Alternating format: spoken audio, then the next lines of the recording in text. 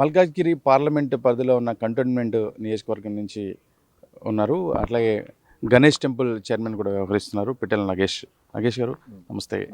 ఈటెల రాజేందర్ గారికి టికెట్ వచ్చింది. ముందుగా మీ అందరికి కంగ్రాచులేషన్స్. థ్యాంక్ యూ అండి, థ్యాంక్ యూ వెరీ మచ్ అండి. మీ వన్ ఆఫ్ ద కాన్స్టిట్యున్సీ ఉంది కంటోన్మెంట్. మళ్ళీ ఎలక్షన్ కూడా అంటే ఎమ్మెల్యే గారు దురదృష్టవశాత్తు చనిపోయారు.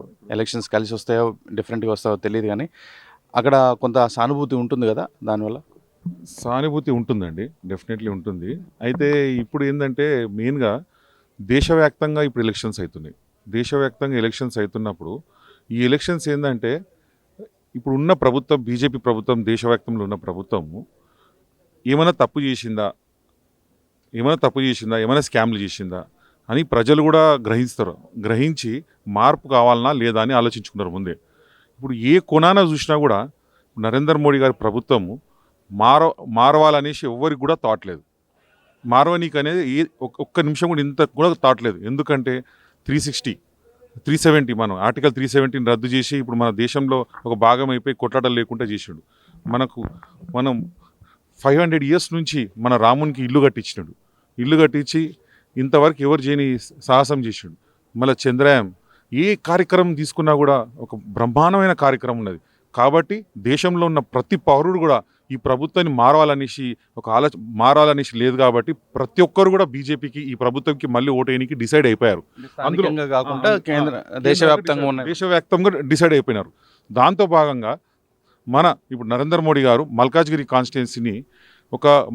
కాన్స్టిట్యున్సీ అంటే 39 lakhs ఓట్స్ ఉన్నాయి. అంటే 7 కాన్స్టిట్యున్సీలో 39 lakhs ఓట్స్.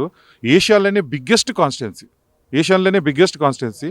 దీనికి సరైన నాయకుడు కావాలనేసి ఆలోచించారు. సరైన నాయకుడు ఎందుకంటే మన ఈటల రాజేందర్ గారు యాక్చువల్గా ఇక్కడ ప్రభుత్వం వచ్చేది, ఆయన సీఎం కావాల్సిన క్యాండిడేట్ యాక్చువల్గా.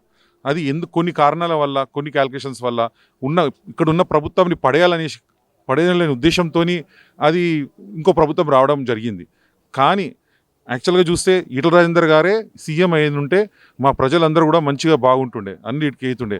అది కొన్ని కాలంలో ప్రాబ్లం అయింది. కాబట్టి ఇప్పుడు ప్రజలు కూడా అందరూ కూడా ఎంత బాధలు ఉన్నారంటే ఏంది అసెంబ్లీలో చూస్తుంటే ఎవరు కూడా ప్రశ్నించ గొత్తలేడు. లేకపోతే ఎప్పుడు కూడా ఈటల రాజేందర్ గారు కూర్చొని ప్రతి ఒక్కటి మన ఉద్యమం పీరియడ్లో కూడా మొత్తం తెలంగాణలో ఉన్న ప్రజల తరఫున ఆంధ్ర పాలన కానీ ఏ పాలన వాళ్ళని వ్యతిరేకంగా మాట్లాడేటోడు. అటువంటి వ్యక్తి లేకపోయాని బాధపడుతున్న టైంలో ఇప్పుడు మన ఈటల రాజేందర్ గారిని టికెట్ ఇవ్వడంతో మేమందరం కూడా చాలా హ్యాపీగా ఫీల్ అవుతున్నాము. ఆ టికెట్ వచ్చినందుకు ముందుగా మోడీ గారికి ధన్యవాదాలు చెప్తున్నాము. ఇంకోటి కూడా మేము ఆలోచిస్తున్నాం ఏంటంటే, ఇప్పుడు పార్లమెంట్లో ఎవరు కూడా మన తెలంగాణ గురించి వాయిస్ ఇచ్చే నాయకుడే లేడు ఇంతవరకు. ఇప్పుడు ఇందులో మొత్తం తెలంగాణలో ప్రతి అణువు తెలిసిన నాయకుడు అనేది మన ఈటల రాజేందర్ గారు.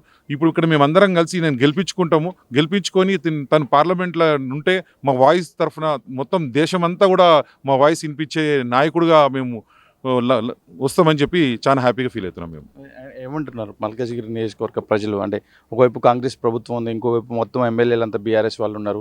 ఇప్పుడు బీజేపీ నుంచి టికెట్ వచ్చింది. ఏమంటున్నారు మల్కాజ్గిరి ప్రజలు మొత్తం కూడా ఏం ఆలోచిస్తున్నారంటే, ఫస్ట్ ఏంటంటే ఒక 10 years పాలన ఉన్న దాన్ని పడేయాలని ఒక ఆలోచనతో వెళ్ళడం జరిగింది. అయితే కొన్ని మ్యాజిక్స్ వల్ల సిటీలో కొన్ని సీట్లు వచ్చినాయి.